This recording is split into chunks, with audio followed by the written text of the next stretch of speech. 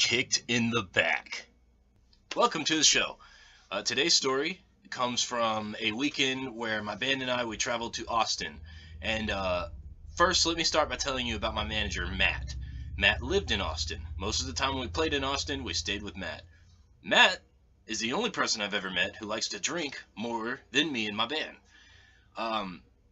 So that leads to a hurricane of problems. So we're playing at this little place on 6th Street, Shotgun Willie's or some such nonsense, some bullshit club on 6th Street, hipsters everywhere, you get it. And I remember first thing, right when we get there, fireball shots. Matt's buying fireball shots, we're buying fireball shots, the club owner's buying us fireball shots, everybody's getting fucking wasted. So we go on stage, we play for a little while, we come off the stage, we drink back and forth until we're done with our show. And I remember we were done pretty early that night. That was one of those times we started at like 8 o'clock and we're done by 10, and there was plenty of time to walk up and down 6th Street and have a great time. We got paid pretty well from the show, and Matt had some walk-in money, so we decided to just bar hop up and down 6th Street like many people have done before, and I'm sure the nearest large town to wherever you're at has something equivalent to it.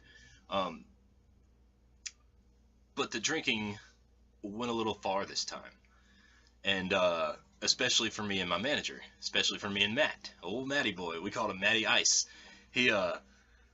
So me and Stumbling Matt are trying to follow Alex and Russell, two of the guys in my band, into this metal bar, and they wouldn't let us in. We were too drunk. But instead of just saying, okay, well, we can't get in, let's figure something else out, we decided to split, go completely separate directions. I have no idea where I am. 6th Street is foreign to me. Matt knows his way around, and that's what makes this story funny. So I just stumble up and down 6th Street, trying to bum a beer, trying to find my way into a bar unsuccessfully. I don't have any money. For what seems like an hour or two before I finally stumble into my band and they find me, and we're good, we're safe.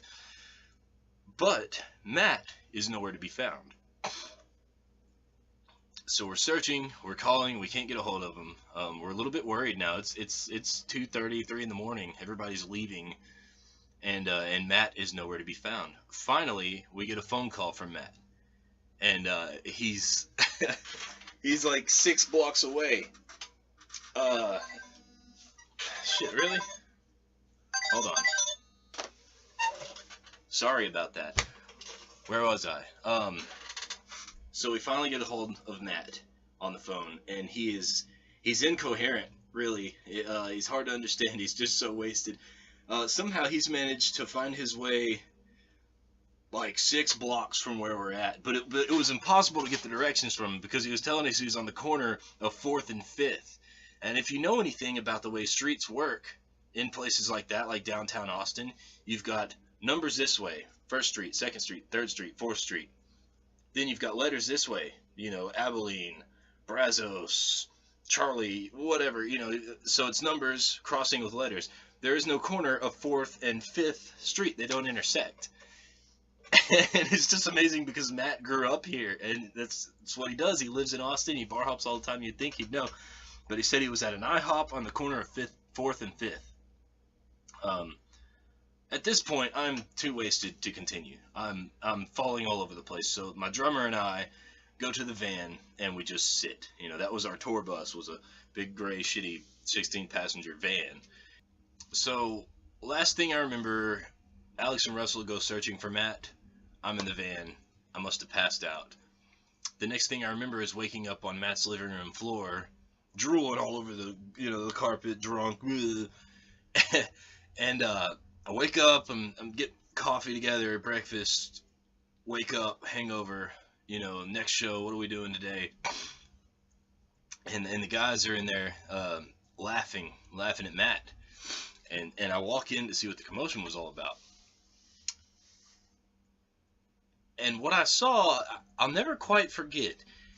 They had Matt's shirt pulled up in the back like that, and squared in the center of his back is a giant like perfect boot print, like somebody just kicked him in the back. And I never got the full story. All I do remember, though, the one hilarious detail is he tried to steal. Do you know what a pedicab is? It's those people on bicycles, and they have the bucket in the back that people can sit in. They drag the bucket behind them. Pedicab. Apparently, Matt got in a fight with somebody over a pedicab, and the guy kicked his ass, or kicked his back, rather. Oh, and that's one of the most precious memories I have from the time that I was on the road with that band. Um, Matt getting kicked in the back and leaving a perfect square boot print all up and down his spine. It was good stuff. Matt got his ass kicked.